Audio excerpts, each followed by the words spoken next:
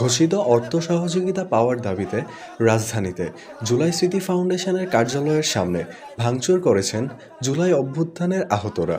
তাদের দাবি, সহায়তা না পেয়ে বারবার ভোগান্তির শিকার হচ্ছেন তারা।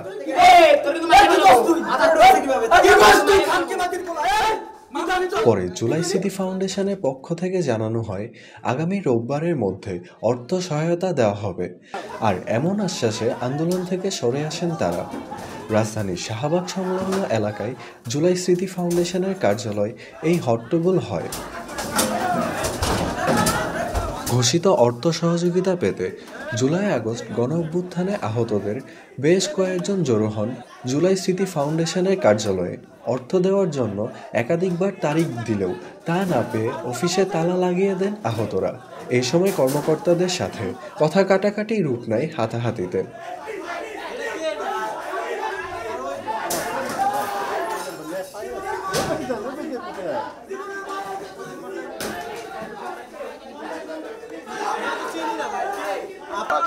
ফ্যামিলি বন্ধ, কোনো টাকা পয়সা পর্যন্ত আমাদেরকে এখান থেকে সাপোর্ট দেওয়া হয় না, ঠিকঠাক মতো খোঁজ খবরও নেয় না। এইভাবে কোনো মানুষ কোনো লাইফ চলতে পারে না। পোলাপানের সবগুলো মানুষের মাথা নষ্ট হয়ে গেছে ভাই। উল্টাই দেখবেন কি হয়, কেউ সুসাইড করতেছে, নাই কেউ কাউকে মেরে ফেলতেছে ভাই। এটাই হবে এখন, এটাই হবে। এর বাইরে দেখেন, আজকে দেখেন আমি একজন জুলাই যোদ্ধা। একটা পথের মধ্যে গর্ত হয়ে গেছে, আমি একটা ভালো কাজ করেছি, এই গর্তটার মধ্যে একটা বাঁশ দিছি, একটা কুড়া দিছি, এই অফারে পুলিশ আমাকে মেরেছে। কিন্তু এদের কাছে ফোন দেওয়া হয়েছে, এই জুলাই ফাউন্ডেশন থেকে কেউ যায় নাই, কোনো যায় নাই, ওনাদের কোনো জবানে ঠিক নাই। ওখানে আজকে বলে এক কথা, তখন বলে এক কথা। আপনি ফাউন্ডেশনের এদের জবানের কোনো ঠিক নাই, সকালে বলে এক কথা, বিকালে বলে এক কথা। তাই এদেরকে এরা শুধু বুক বিলাসিতা করে। আর আহতদেরকে নিয়ে এই দেখেন, দূর থেকে মানুষ আসে, আসার পরে এক গ্লাস পানি বন্ধ খাইতে পারে না। আর এরা বড় বড় রেস্টুরেন্ট থেকে আইনা অর্ডার দিয়ে খাবার আইনা খায়। আহত আর শহীদ পরিবারের জন্য। আর এইখানে এখন তারা বানাইতেছে যাত্রাপালা। তারা প্রতিদিন এমন ভাবে সাইতে খুঁজে আসবে, প্রতিদিন তাদের মেকআপ খরচই 50,000। এই টাকাটা তারা পায় কোথায়? যারা টাকা পাওয়ার যোগ্য তারা হসপিটালে শুয়ে রয়েছে, তাদের খবরও নেয় না। যারা মনে করেন যে সুস্থ, মুরগির রক্ত লাগাই নিয়ে এসে ক্যাটাগরি এ বানাইছে, তাকে 3 লাখ 4 লাখ করে টাকা দিছে। আর আমরা এখন হসপিটালে ভর্তি। আমরা তাদের কাছে মনে হয় মাসে 15 দিন আসি, মাসে 15 দিন আমি ভিক্ষা চাইতে আসি। আমি কি অবস্থা, আমার লিভার 200 প্লাস স্প্রিন্টার। ভয়তে ডাক্তার আমার অপারেশন করে না, বাবা তোমার কি হবে আমরা নিজেরও জানি না, তোমার অপারেশন আমরা করলে তুমি মরে গেলে পরে আমারে ধরবি, এছাড়া তুমি এমনি মরো, তাও আমাকে দোষ দিও না। আমি আপনাকে বলি, এই ফাউন্ডেশন এবং এই আমাদের জুলাই অভ্যুত্থান পরবর্তী যত রকমের এভিডেন্স, যত যাই কিছু বলেন, আমি অনেক কিছু দিতে পারবো। তার ভিতরে এই ফাউন্ডেশন কেন্দ্রিক কিছু কথা বলি। যখন আমরা এইখানে আমাদের দ্বিতীয় ধাপের যে ব্যাপারটা ওনারা চালু করে, সেটা হচ্ছে কি অতি গুরুতর এবং গুরুতর যারা কি আন্ডার সার্জারিতে থাকবে এবং আন্ডার ট্রিটমেন্টে আছে, এইটাতে যখন ওনারা বলে এইভাবে যখন ফর্মগুলো নিচ্ছিল, তখন তো যারা সুস্থ তারা তো আর এই ফর্ম নিয়ে আসতে পারে না। তার মানে অতি গুরুতর যারা, তাদেরগুলো দেখে ওই ভিতরে একটা মেডিকেল টিম ছিল, তারা দেখে রিভিউ করে দেন তারা ইলিজিবল কিনা, সেই পার্সনগুলোকেই তারা ফর্ম নিছে। তার মানে নিছে মানে আমরা সবাই যারা নিছে তাদেরটা সবাই ইলিজিবল। তাহলে আমার কথা হচ্ছে 6 মাস আগে যারা বা 5 মাস আগে যারা ফর্ম দিল, এখান থেকে 400 জন মানুষকে দেওয়া হয়েছে। সেই 400 জন মানুষের ভিতরে আমিও তো সেই গুরুতর আহত বা অতি গুরুতর ছিলাম। তাহলে তাদেরকে এই ফাইলগুলো আমরা দেওয়ার পরেও আমাদেরকে কিন্তু তারা টাকা দেয়নি। তারা দেয়নি কেন? তারা বলে যে হচ্ছে তাদের ফান্ড শেষ হয়ে গেছে। ফান্ড শেষ হয়ে গেলে যাদেরকে দিচ্ছে তাদেরকে কেন দেওয়া হইলো, এবং তাদের ভিতরে আমরা কি ওই লেভেলের অতি গুরুতর না, সেই জন্য দেওয়া হয়েছে কিনা, এভাবে কথা বলে লাস্ট পর্যন্ত বলছে আপনারা যেহেতু সংখ্যায় 15-20 জনের মতো আছেন, আপনাদের টাকাটা আমরা দিয়ে দিব, কিন্তু আমাদের ফান্ড কম, ফান্ড আসতেছে এই সেই দিতে দিই। কিন্তু তখনও তাদের যা ফান্ড আছে সেই ফান্ড সম্পর্কে আমি অবগত ছিলাম। তখন তাদের ফান্ড ছিল 18 কোটি টাকা। আমাদের 20 জন বা 15 জন যে বাকি ছিল যেই ফর্মগুলো নেওয়ার, সেই মানুষগুলোকে যদি অতি গুরুতর এ ক্যাটাগরি, তারপরে বি ক্যাটাগরি, সি ক্যাটাগরি, এভাবে তারা 3 লক্ষ, 2 লক্ষ, 1 লক্ষ টাকা দিছে। তো আমাদের এই 20 জনের ভিতরে সবাই তো আর এ ক্যাটাগরি না, এ বি সি এখানে তো ক্রমান্বয়ে ছিল। তাহলে যদি টাকাগুলোকে ওনারা ওইভাবে ডিসবার্স করলে এখানে 20 জনের আমি একটা অ্যামাউন্ট হিসাব করলাম, যদি আপনি পর্যায়ক্রমে সি 7 জন, বি 6 জন, এ হচ্ছে 6 জন, তাহলে এইভাবে 20 জন কিন্তু আপনি যদি করেন সর্বোচ্চ যদি লাগে 35 লাখ টাকা লাগতেছে, কিন্তু ওনাদের 18 কোটি টাকা ফান্ড থাকার পরে গুরুতর অতি গুরুদুরকে টাকা না দিয়ে কাদেরকে টাকা দিচ্ছে বা কাদেরকে দিবে এই ধরনের কনসার্নও তারা দেয় না। আর আমাদেরকে দিবে দিবে বলে এই যে 6 মাস টানা ঘুরিয়ে লাস্ট গত 4 তারিখ, আজকে মনে হয় 8 তারিখ, 4 দিন আগে যে টাকাটা উনি দিবে এবং 100% ইনশোর করার পরেও আমাকে ডে বাই ডে উনি এখানে নিয়ে আসা হচ্ছে আসামির মতো করে, যেটা হেয়ারিংয়ের দিন উকিল ওনাকে ফোন দিয়ে বলে যে আপনার হাজিরা, ওইরকম আমাদেরকে হাজিরা দিতে হচ্ছে। জুলাই অভ্যুত্থানে আহতদের অভিযোগ দীর্ঘ সময় পেরিয়ে গেলেও ঘোষিত অর্থ সহযোগিতা পাননি তারা। স্যার বলছে আমাদের আজকে আমরা যারা প্রাপ্য টাকা তাদেরকে বুঝাই দিবে। তো এই বৃষ্টি উপেক্ষা করে আমরা আজকে আসছি, দুপুর থেকে বসে আছি। সে বিকালবেলা বলতেছে যে সরি আসলে আমরা দিতে পারছি না, তো আমরা তোমাকে বৃহস্পতিবার দিব। তো বৃহস্পতিবার দিবে, ঠিক আছে, আমরা মানতেছি না যে এখানে আপনি আমাকে এতগুলো ডেট ঘুরানোর পরে আপনি আমাকে বলতেছেন আজকে দিবেন, আজকে বলতেছেন বৃহস্পতিবার দিবেন। তো বৃহস্পতিবার দিবেন সেটা প্রমাণ কি, সেটার প্রাপ্তি কি? তা আমাকে লিখিত দেন যে বৃহস্পতিবার আপনি দিবেন। কেন আমি তোমাকে লিখিত দিতে পারতেছি না। আপনি আমাকে একজন চেক সাইন করা বাকি, তো যেই আপনার সাইন করা চেকটা দিয়ে দেন আর বাকি জনের আমরা পরবর্তী সাইন। আমি তোমাকে ব্লাইন্ড চেক, আমি ব্লাইন্ড চেক আমি চাই না, আমি আপনাকে চাইছি যে আমি একটা গ্যারান্টি যে আমি আগামী বৃহস্পতিবার পাচ্ছি, এতটুকুই চাচ্ছি। তো উনি আমাকে আগামী বৃহস্পতিবার দিবে সেই গ্যারান্টিটা দিচ্ছে না। এখানে পোলাপান সবাই মানে প্রতিনিয়ত মনে করেন এরকম অসুস্থ। আমার কিন্তু একটা পা নেই, আমি এরকম একটা অ্যাম্পুটেড একটা পা নিয়ে আমি প্রতিনিয়ত যখন চলে আসতেছি এখানে, ঠিক আছে, তখন আমার খুবই কষ্টদায়ক। আমি বলছি দেখেন স্যার আমার এখানে আসা যাও খুবই কষ্টদায়ক। আপনি আমাকে এতটুকু বলেন যে আপনি পেয়ে যাবেন, আপনি বাসায় থাকেন, আমি আপনাকে ওই ডেটে দিয়ে দিব, আমাদের এতটুকু কনফার্ম করেন। সেইটাও কনফার্ম করবে না। এটা আসলে খুব কষ্টদায়ক একটা ব্যাপার যে আমাদের উনি কনফার্মই করতেছে না যে আমরা কবে পাবো, কালকে পাবো, পরশু পাবো, এটা তো কোনো ডেট হতে পারে না। আপনি একজন দায়িত্ববান লোক, আপনি যেখানে আছেন আপনার ওইখান থেকে তো আমরা এটা আশা করতে পারি না যে আপনি যে একটা কথা বলবেন সেই কথাটা আপনি রাখতে পারবেন না। আপনি না বলবেন না, আপনি হ্যাঁ বলবেন হ্যাঁ, এটাই আমরা আশা করি। আমরা এখানে এখন তো দেখেন আমাদের যখন কথা দিছে তখন তো আমাদের ব্যক্তিগতভাবে কথা দিছে, এখন যখন মিডিয়ার সামনে কথা দিছে আমরা আশা করি যে উনি রোববার আমাদের প্রপার যেটা আমাদের প্রাপ্য যেটা সেটা উনি বুঝাই দিবে, এটা আমরা আশা করি। রোববার কোনো ঝামেলা হবে না, মেনে নিচ্ছে। এখানে জাতির কাছে যখন এখানে জাতিগত সবকটা মিডিয়া আছে সবার সামনে যখন বলছে যে রোববার দিবে, আমাদের যেটা প্রাপ্য আমাদের প্রাপ্যটা আমাদের বুঝাই দিবে।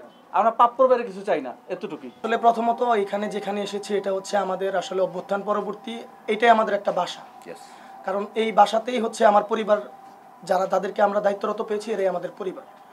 সো যখন আমাদেরকে প্রাথমিক অবস্থায় আমরা যখন এই অভ্যুত্থানে অংশগ্রহণকারী হিসেবে যখন অসুস্থতার জায়গায় আমাদেরকে ক্ষতিগ্রস্ত জায়গায় পৌঁছানো, ফার্স্ট দাফে যখন এখান থেকে আমাদের আর্থিক সহায়তা পাওয়া হয়, ওটাই আমাদের জন্য যে প্রথম ছিল না, সেটা সার্জিস যখন দায়িত্ব থাকে তখন সেটা সে ক্লিয়ার করে যায়।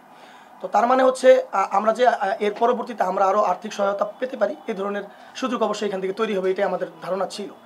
তো যখন আমরা অতি গুরুতর এবং গুরুতর অসুস্থতার ভিতর দিয়ে যারা আমরা হসপিটালাইজড দীর্ঘ 11 মাস 10 মাস, সেই মানুষগুলোর লক্ষ্যে যখন বুঝতে পারতেছিল এই ফাউন্ডেশন, তখন ওই সময়টুকুতেও পরিবার হিসেবেই ছিল যে আমাদের অবস্থান বুঝতে পারতেছে যে এরা এখনও অতি গুরুতর এবং গুরুতর অবস্থায়, যেহেতু হসপিটালাইজ, যদি এই মানুষটাই যদি উপার্জনক্ষম ব্যক্তি হয়ে থাকে তাহলে সেই ফ্যামিলির দায়িত্ব ওনার কাছে ছিল।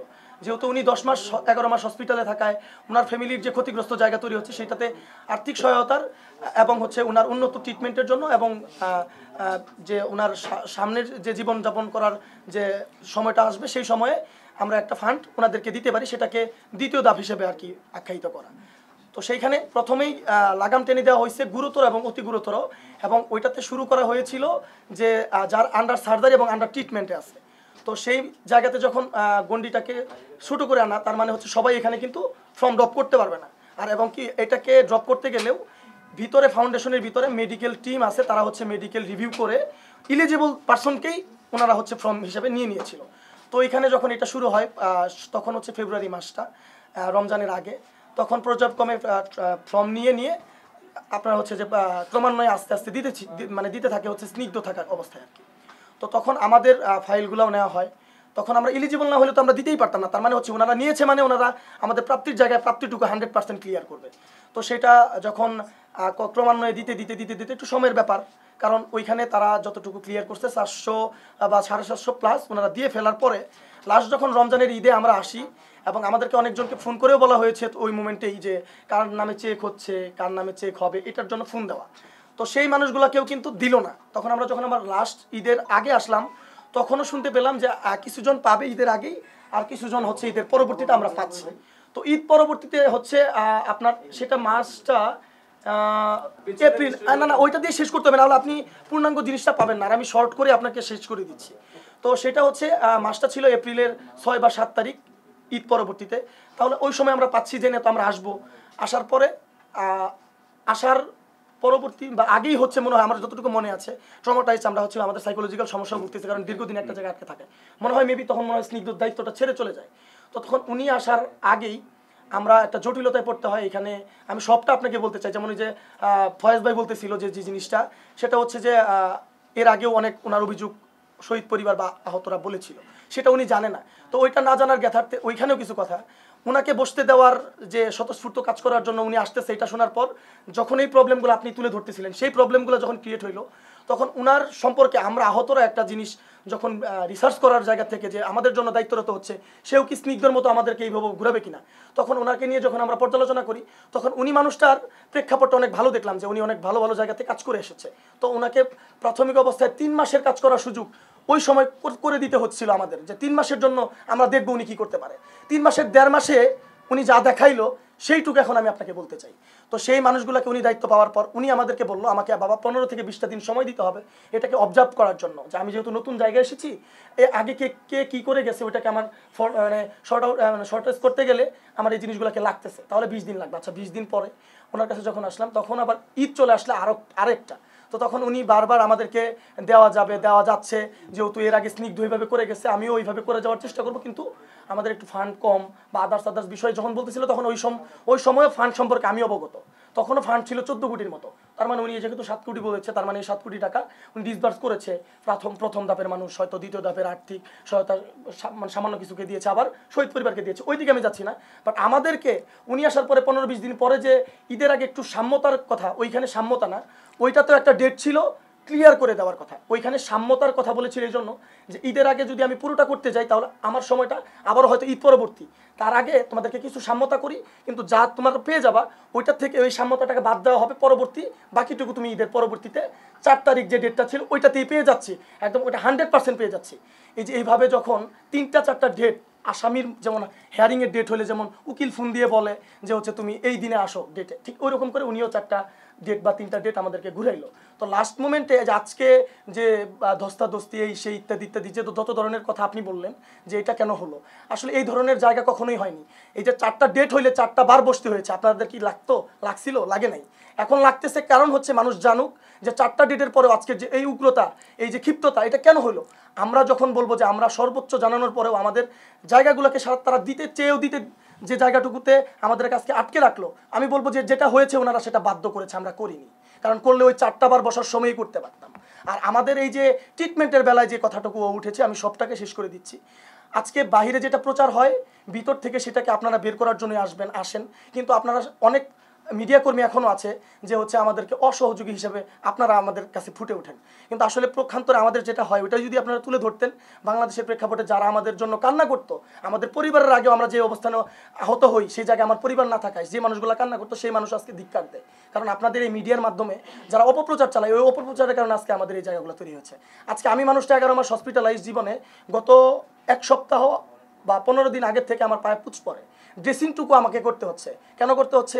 ডক্টর আমার কাছে যাচ্ছে না। এটার জন্য আপনারা ডক্টরের সাথে কখনো বলেন না যে, বা ডক্টরের কাছে গেলে হয়তো বিভ্রান্তিকর কথা বলে, কিন্তু এটার ক্লিয়ারেন্সটাও আমাদের থেকে নেন না, বা আমাদের কথাগুলোকে ভালোভাবে প্রচারের জায়গায় আংশিক প্রচার করে আর আংশিক হচ্ছে যে অন্য জায়গা থেকে নিয়ে আসা। এই জিনিসগুলো কখনো আমাদের দ্বারা, মানে আপনাদের দ্বারা আমাদের জায়গা থেকে কাম্য না। কারণ আপনারা মিডিয়া কর্মী যারা স্বচ্ছ মানুষ, এরা সবাই স্বচ্ছ মানুষ। কারণ জার্নালিস্ট চাইলে আমি বলবো যে আমাদের যে বাংলাদেশ বিনির্মাণ করার যে আকাঙ্ক্ষা নিয়ে আমাদের অভ্যুত্থান গঠন করা, এই অভ্যুত্থানে আমরা অংশগ্রহণকারী, সেটা তো আপনাদের অনেক বড় ধরনের একটা অবদান আছে। কারণ আপনারা যদি এই প্রচারগুলো না করতেন, মানুষ জানতে পারতো না, এই বড় ধরনের একটা এই গণ অভ্যুত্থান তৈরি হতো না। তো আপনারা, আমি বলবো যে সবসময় ভালো কাজগুলোকে যদি আসলে ভালোভাবে সাপোর্ট করতেন, আজকে আমাদের জায়গাগুলো থেকে আজকে ওনারা যেটা করতেছে ওটাও হতে পারতো না।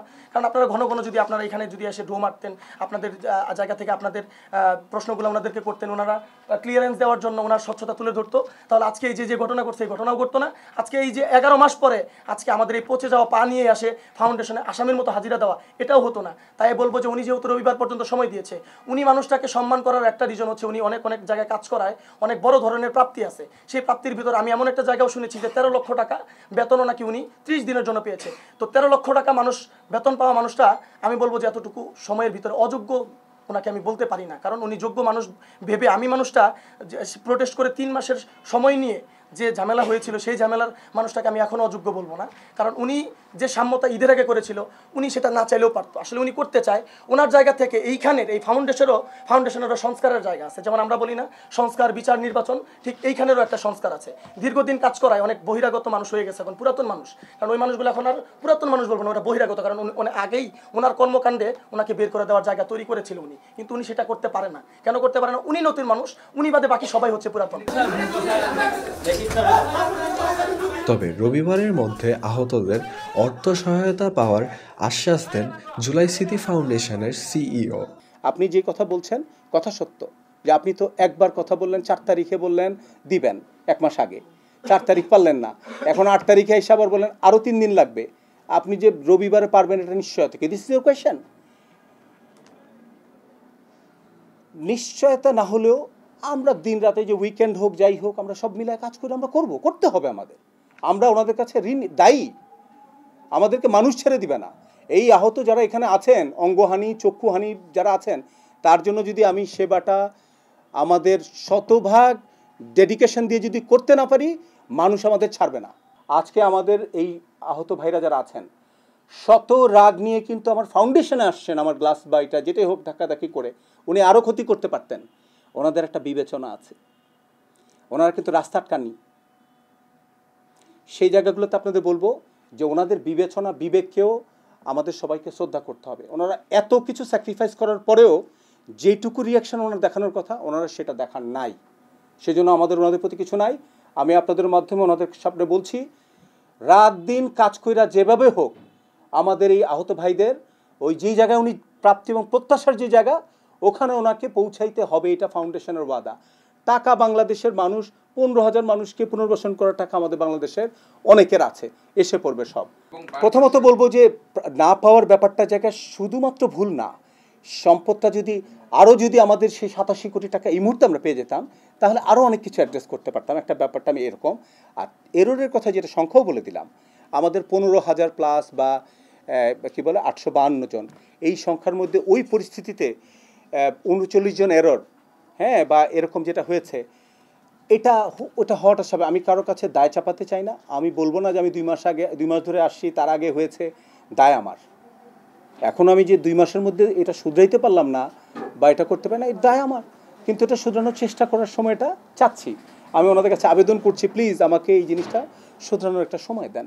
এবং ওনাদের ভেতরে যে জ্বলছে ভেতরে এর ভেতরে যেটা যে জুলাইয়ে আমি পেলাম কি, আমি দিলাম কি, সেই জ্বলার জায়গাটা আমরা উপলব্ধি করি ফাউন্ডেশনের প্রত্যেকে। আমরা বলে দিয়েছি ফাউন্ডেশনের কারো যদি ওনার অনুভূতি ফিল করার মতো মেন্টালিটি বা মানসিকতা না থাকে উনি ফাউন্ডেশনে থাকবে না।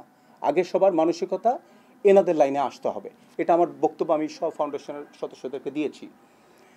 আমি আবেগ না, আমি আপনাদের সামনে আবারও বলছি, আমাদের যারা ক্ষতিগ্রস্ত ভাই, বেশি ক্ষতিগ্রস্ত, এখন সবাই ক্ষতিগ্রস্ত, 15,000 ধরে নিচ্ছি, সব 15,500 যে ইয়ে আছে, কিন্তু তার মধ্যেও যারা এখনও হাসপাতালে কাতরাচ্ছেন, চিকিৎসার জন্য দাঁড়ে দাঁড়ে ঘুরছেন, এই হাসপাতাল থেকে ওই হাসপাতাল, আর্থিক সমস্যা, ফ্যামিলি, তাদের জন্য করার আর একটু সময় চাচ্ছি। আন্দোলন প্রত্যাহার করে জুলাই যোদ্ধারা হুঁশিয়ারি দিয়ে বলেন, টাকা নিয়ে কোনো ছলচাতুরি মানা হবে না।